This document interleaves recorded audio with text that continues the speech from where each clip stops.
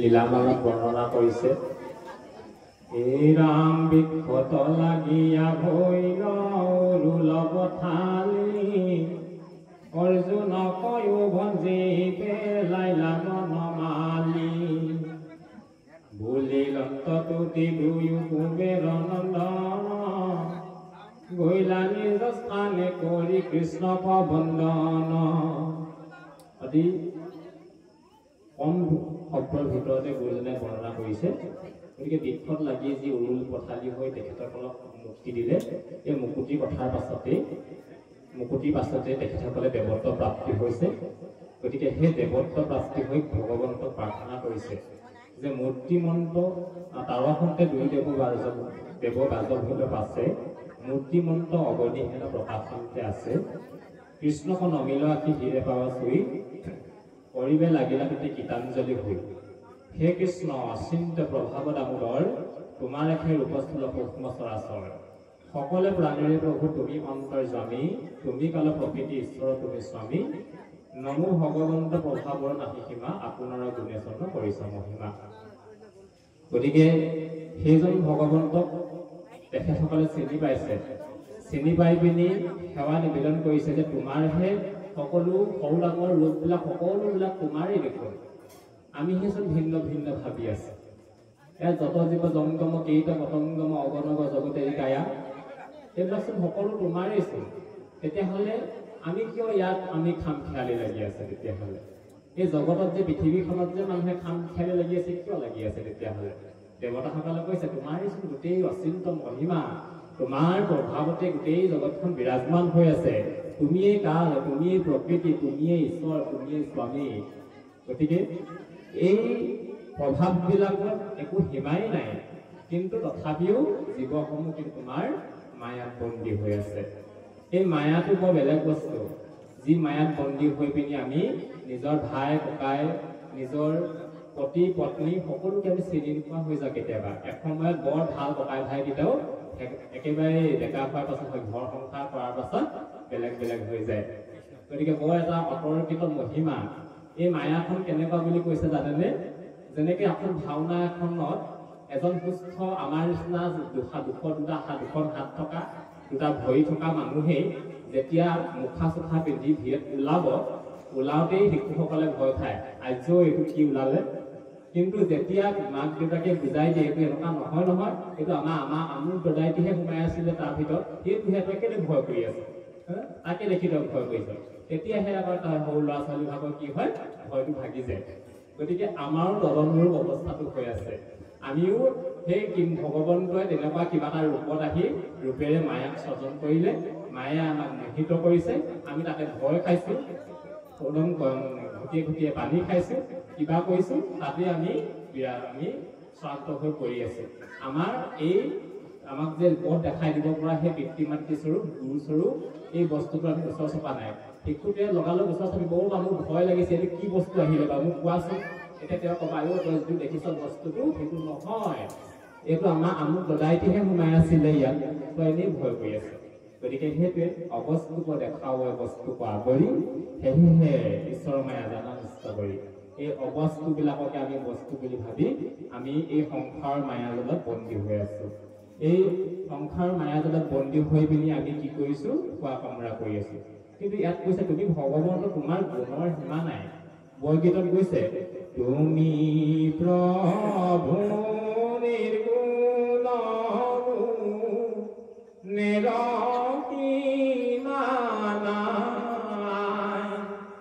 নিৰ্গুণ জীৱে বহি বৰগীতৰ ঘৰত গোৱা নাই, এনেকে গাইছো। গতিকে এই নিৰ্গুণ যি ভগৱন্ত, তেওঁ গুণৰ দেখোন অন্ত নাই। সেই অন্ত নাইকিয়া গুণসমূহক আমি কেনেকে এতিয়া ধাৰণ কৰিম? আমি গম পালো ভগৱন্তৰহে গুণবিলাক অসীম অনন্ত, কিন্তু আমাৰ মাজত থকা গুণবিলাক কি হয়? শেষ হৈ থাকে। আগবেলা ভাত খালো, পিছবেলালৈ ভোকেই লাগে,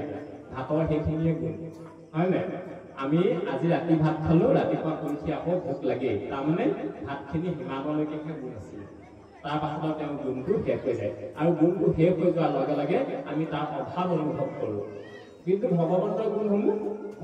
গুণসমূহ কিন্তু নিৰ্গুণ মানে নিৰ্গুণ বুলি এনেকুৱা নহয় গুণ নাইকিয়া নহয় নিৰাকাৰ মানে আকাৰ নাইকিয়া নহয় গতিকে নিৰ্গুণ মানে অসংখ্য তেখেতৰ গুণ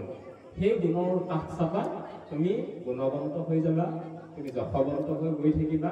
সেই নিৰ্গুণ ভগৱন্তৰ কথা ইয়াত কৈছে যে আপোনাৰ গুণে স্বপ্ন কৰিছা মহিমা তুমি ভগৱন্তৰ প্ৰভাৱৰ নাহি সীমা তোমাৰ কোনো সীমাই নাই তুমি তেনেকুৱাই গুণে তুমি কি কৰিছা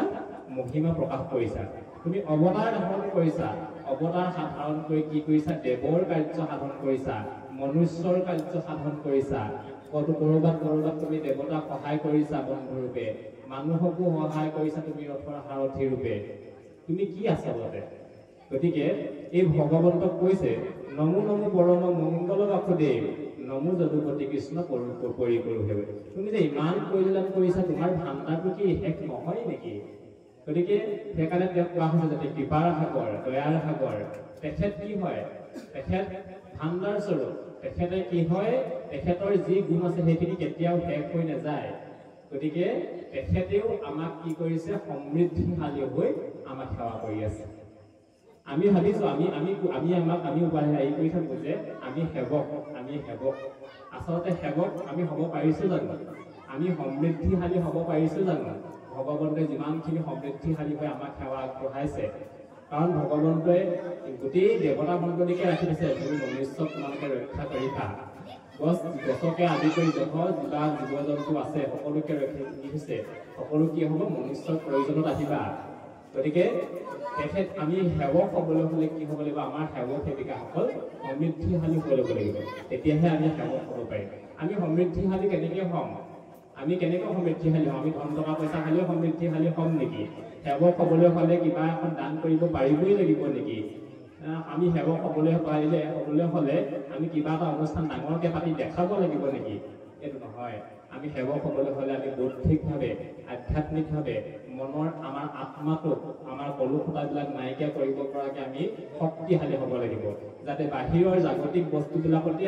আমি এই জগতখনতেই আছোঁ এই জগতখনতেই থাকিম আৰু জগতখনকে আমি প্ৰৱৰ্তন কৰি গুচি যামগৈ কিন্তু এই জগতখনত থাকিও আমি কি হ'ব তাৰ মায়ে আমাক চুব নোৱাৰাকৈ আমি নিৰ্লিপ্ত হৈ থাকিম আমাক সেই অহংকাৰটো লাগিব মই ভকত হৈছোঁ ভকত হৈ পিনি আৰু এজন মই ভকত সৃষ্টি কৰোঁ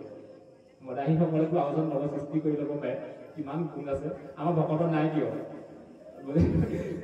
ভকতৰ সেইটো গুণ হ'ব লাগিব মদাহীসকলে কি কৰে মোৰ লগতে খাবি কৰি বুলি নহ'লেও মদাহী কৰি পিনি সৃষ্টি কৰি মদ খাই লাগে গতিকে তেওঁ সেইটো গুণ হয় গতিকে আমিও এই জগতখন সংসাৰতে থাকিম সংসাৰতে থাকি আমি ভৱ সংসাৰ পালন হৈ যাব লাগিব কিন্তু আমি অকলে গ'লে নহ'ব মহাপুৰুষৰ ধৰ্মটো এইটোৱেই যে তুমিও কৰা গোটেই জগতকে কৰা কিন্তু বেলেগ পন্থবিলাকত তেনেকুৱাটো নহয় সেইকাৰণে ভগৱান মহাপুৰুষ গুৰুজনাই এই ধ্যান মাৰ কিবা সমাধি যিবিলাক অষ্টাংগ যোগ আছে এই যোগখিনি কিয় লোৱা নাই এই সকলোবিলাক কি হৈছে নিজৰ দেহটোৰ কাৰণে নিজৰ স্বাৰ্থৰ কাৰণে এইবিলাক মানে কাৰ্যসিদ্ধি কৰিব পাৰে কিন্তু এই মহাপুৰুষীয়া ধৰ্মত কি হৈ থাকে মহাপুৰুষীয়া ধৰ্মত নিজেও তৰণ হ'ল আৰু আনকো তৰণ কৰিব পাৰিছে আমি নিজেই জানিলোঁ বাৰু কথা কিছুমান আজি আমি ইয়াত গৃহস্থ পৰিয়াল দিয়ে কেইজন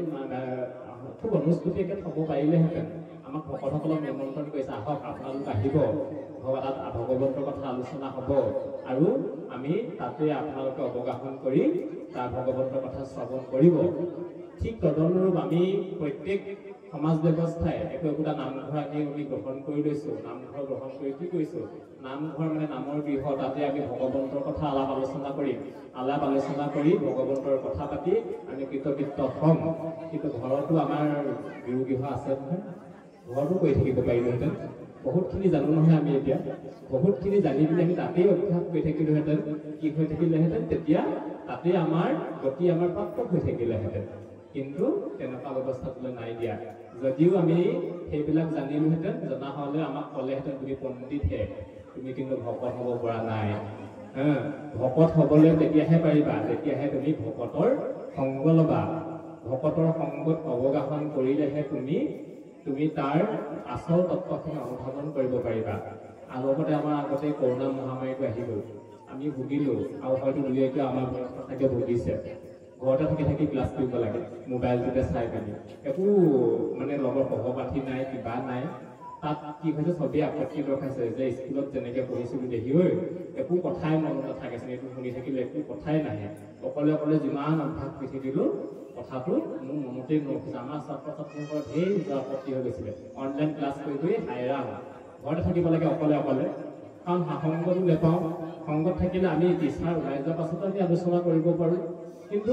সেই সংগটো নোপোৱাৰ কাৰণে আমি তাৰমানে কি হৈছে ক'ৰবাত যেন ক'ৰবাত আধাষৰীয়া হৈ গৈছোঁ এনেকুৱা অনুভৱ হৈছিলে ঠিক তদনুৰূপ ইয়াতো আমি যিমানেই আমি পণ্ডিত হওঁ যিমানেই পণ্ডিত নহওঁ কিন্তু এই ভকতৰ সংগটোৱে কিন্তু আমাক বহুত উচ্চ শিক্ষালৈ লৈ যাব পাৰে যি বোধ শক্তি আজি কলেজ ইউনিভাৰ্চিটিৰ প্ৰফেচৰসকলেও পোৱা যায় তেওঁলোকে এই ভাগৱতখন যে আমি পঢ়ি আছোঁ কথাবিলাক একদম শব্দৰ অনুক্ৰমে ভাঙনি কৰি দি দিছে কিন্তু তেওঁলোকে গুৰু ধৰ্মত অৱৰোহণ কৰিব পৰা নাই কি কাৰণে পৰা নাই তেওঁলোকেতো নজনা নহয় তেওঁলোকৰ আগতকৈ এটা টেগলাইন লাগি আছে ডক্টৰেট কিবা নাজানে নেকি আমিতো চশমা পিন্ধা মানুহেই মাষ্টৰ চব জানে বুলি জানিছিলোঁ আগতে নহয় জানো এতিয়া ডক্টৰেট ডিগ্ৰী হ'ল ডক্টৰেট ডিগ্ৰী যদি জানো কিবা নাজানিব নেকি এনেকুৱা নহয় আমি আমাৰ মনৰ ভাৱটো কৈছোঁ আগতে কয় মই চশমা পিন্ধা মানুহ দেখিছোঁ বৰ চোকা চাগে দেই আমাৰ মাহতটোৱে তেনেকুৱা আছিলে গতিকে এতিয়া ডক্টৰেট ডিগ্ৰী মানুহ আমি চব জানো বুলি ভাবি থাকোঁ কিন্তু সেইটোও নহয় কিন্তু তথাপিতো কি হয় এই বিষয়ত যিসকলে অধ্যয়ন কৰি থাকে পঢ়ি থাকে তেওঁলোকৰে কিন্তু গুৰু ধৰ্মত মতিস্থিতিটো নাহে কাৰণটো কি হৈছে যে সন্তৰ সংগ ল'বলৈ বেয়া পায় আজিকালি সময়ো নাইকিয়া হৈছে কিন্তু এই ইমান ডাঙৰ ডাঙৰ শাস্ত্ৰবোৰ পঢ়ি থাকিবলৈ এতিয়া সময় নাই আমাকতো গালিয়ে পাই দিয়ে ক'ৰবাত কাম নাই তহঁতৰ ধুতি চিৰাই পিন্ধি পিন্ধি মানে ভকত হলি বুলিতো বহুতেই নিন্দা হৈ যায় গতিকে আমি অনুৰোধ জনাম এই ভাগৱত শাস্ত্ৰ যদি আমাৰ যুৱ প্ৰজন্মই লুটিয়াই বাগৰাই এনে হ'লেও পঢ়ি থাকে এনে হ'লেও চাই তাত প্ৰতি পদে পদে পাই যাব আমাক কেতিয়াও বয়স সংগে বান্ধি দিয়া নাই যে তোমালোকে এইটো বয়সৰ পৰাহে কৰিবা এইটো বয়সতহে শৰণ ল'বা এইটো বয়সতহে ভজন ল'বা এইটো বয়সতে তোমালোকে নামঘৰলৈ যাবা এইখিনি সময়তে অনুশীলন কৰিবা এইখিনি কিন্তু কোৱা নাই কিন্তু কৈছে যে শিশু এজন কুমাৰৰ কালৰ পৰাই ভগৱত ধৰ্ম আৰোহণ কৰিবলৈ গৈছে গতিকে সেইহেন বাসুদেৱক এই কুবেৰ নন্দনে কি কৰিছে সেৱা জনাইছে আৰু এটা তেখেতৰ কথা মনৰ ভাৱ ব্যক্ত কৰিছে যে তোমাক আমি নাৰদৰ প্ৰসাদতহে তোমাক পালোঁ চাওকচোন ভকতসকলো কি কোমল হৃদয় তেখেতৰ কাৰণ তেওঁৰ যি মূল সুঁতি আছিলে সেই মূল সুঁতিটোক তেওঁ পুনৰ সাপগ্ৰস্ত হৈও তেওঁ অনুধাৱন কৰিছে দেখিও মই তোমাৰেই ভকত আছিলোঁ কিন্তু দৈৱৰ দুৰ্বিপাকত পৰি মই তোমাৰ অবাধ্য হৈ পিনি নকৰিবলৈকে কিবা এটা কৰি দিলোঁ গতিকে মোক ভকতে অভিশাপ দি দিলে কিন্তু তাকে মই হিৰে গ্ৰহণ কৰিলোঁ হিৰে গ্ৰহণ কৰি মই পুনৰ তোমাৰ কৃপাতেই আকৌ মই মুকলি হৈ যাব লৈছোঁ গতিকে সেয়াকো অকল প্ৰসাদ বুলি কৈ দিছে অভিশাপ মানুহৰ কাৰণে প্ৰসাদ হ'ব পাৰে কিন্তু ভকতৰ কাৰণে পাৰে ভকতৰ কাৰণে কিয় পাৰে ভকতৰ কাৰণে ভকতিৰ জখলাত আৰোহণ কৰাৰ কাৰণে পাৰে যি ভকতিৰ জখলাত আৰোহণ কৰি নৰোত্তম হ'ব পাৰে ভগৱন্তৰ সমান গুণ অৰ্জন কৰিব পাৰে গতিকে সেই ভকতি আৰোহণৰ মাজেদি নাৰদে কি কৰিছে নাৰদৰ কথা পাতি এই তোমাৰ আমি দৰ্শন পালোঁ গতিকে আমাক গুৰ মাৰি গংগাত পেলোৱাৰ নিচিনাহে হ'ল এনে মনোভাৱ ব্যক্ত কৰিছে কিন্তু আমাৰো কেতিয়াবা হয় আমাৰ কেতিয়াবা আহিবলৈ মন নাযায় মই বহুত অনুষ্ঠানত যাওঁ দেখোঁ যেতিয়া আমাৰ বয়সৰ হওক ল'ৰা ছোৱালী বহি থাকে বা ল'ৰা এটা বহি থাকে তেওঁ মুখখনলৈ লক্ষ্য কৰোঁ তেওঁ অৱয়ৱটোলৈ লক্ষ্য কৰোঁ বৰ যেন নোৱাৰাতহে বহি আছে বৰ নোৱাৰাতহে যে এনেকৈ বজাইছে নবজাওঁটো তেতিয়া ভাবোঁ দেখি ঐ হয়তো চাগে মন নাছিলে আহিলা আহি পাই পিনি শেষৰ চাবলৈ যেতিয়া তেওঁক তেওঁ অকণমান মুখখন হাঁহিমুখীয়া হয়গৈ তেতিয়াতো গম পাওঁ কিবা এটা ক্ৰিয়া কৰিছে তাৰমানে ক্ৰিয়া হোৱাৰ পাছত তেতিয়া আমি অকণমান লাহেকৈ কথা পাতি চাওঁগৈ ক'ত কি কথা তেতিয়াহে কথা পাতোঁ নহ'লে প্ৰথমতে কথা পাতি নাচাওঁ মই চাই লওঁ যে হয় তেওঁ কিবা এটা মন কৰিছে নে নকৰিছে তেতিয়া আমি কি কৰোঁ কথাবিলাক আলোচনা মাধ্যমলৈ আহিবলৈ অকণমান তেওঁলোকৰ লগত সহযোগিতা আগবঢ়াই কথাবিলাক পাতোঁ গতিকে আমাৰ মানুহৰো তেনে ভাগ্য হৈছে আজি গৃহস্থ পৰিয়ালটোৱে পৰিকল্পনা কৰি পিনি কি কৰিছে এনে পৰিৱেশ ৰচনা কৰিছে এনে পৰিৱেশতে আজি সুদূৰ মই ক'বলৈ গ'লে মোৰ ঘৰ ৰজাবাৰীত কিন্তু মই পঢ়ি আছোঁ বৰগাঁৱত কিন্তু ইয়াত মোক ইমানেই কৈছে যে তুমি লাগে তুমিয়ে দায়িত্ব দি দিয়া তথাপিও মানে অনুষ্ঠানলৈ যদি আহিব লাগিব গতিকে মই ভাবিছোঁ মই যাবই লাগিব তেতিয়াহ'লে গতিকে মই আধা ক্লাছ মানে কৰি হ'লেও মই ঢকলি আহিছোঁ কিন্তু মোৰ এই ঢাপলি মেলা একমাত্ৰ উদ্দেশ্য হৈছে কি মই চাগে তাত মোৰ সমবয়সৰ মানুহসকলক লগ পাম হয় যেনে নহ'লেও মোৰ কথা যদি অলপ কিবা এটা শুনে মই জানো বুলি কথাটো কোৱা নাই যদিহে এই কথাবিলাকত যদি অকণমান ৰতি ফিটি বাঢ়ে নিশ্চয় আমাৰ যুৱ প্ৰজন্মক যে আপোনালোকে ইমান দুখ দি আছে আজি বিপথে গৈছে তাৰ পৰা নিশ্চয় কিবা এটা যেন পৰিত্ৰাণ পাব পাৰিব অন্ততঃ যিবোৰ বেয়া নিউজ হৈ আছে সেইবিলাকৰ পৰা যাতে আমি সাং কাটি আহিব পাৰিম তাৰ এক বিশ্বাস লৈ পিনে আপোনালোকৰ মাজত আমি অৱগাহন কৰিছোঁহি গতিকে আপোনাসৱৰ প্ৰসাদতে আমিও আপোনাসৱৰ স্মৰণ দৰ্শন কৰিছোঁ আৰু এই কুবেৰ নন্দনসকলে প্ৰাৰ্থনা কৰাৰ দৰে আমিও সেৱা জনাইছোঁ যাতে এই আধ্যাত্মিক ক্ষেত্ৰখনত বিশেষকৈ সৰু কালৰ পৰাই ল'ৰাসকলক আকৃষ্ট কৰক আজি সকলোৰে ল'ৰা ছোৱালী নাই অহা হয় নহয় কিন্তু আমাৰ মা দেউতাসকলে কি কৰে ঘৰত যদি কিবা ভাল বস্তু এটা গোটাই ল'ৰাটো যদি ক'ৰবাত বাহিৰতো কাম কৰি থাকে আৰু ল'ৰাটো নাই পায় অকণমান ঢাকি ঢুকি হ'লেও থৈ দিওঁ বুলি থৈ দিয়ে গতিকে আজিও ইয়াত ভাল কথা হৈছে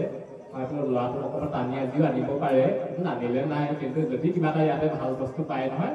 য'তেই গাঁঠি দিব পাৰে তাতেই লৈ যাব আমি সেৱা নিবেদন কৰিছোঁ কৃষ্ণ অকণমান আগবাঢ়ক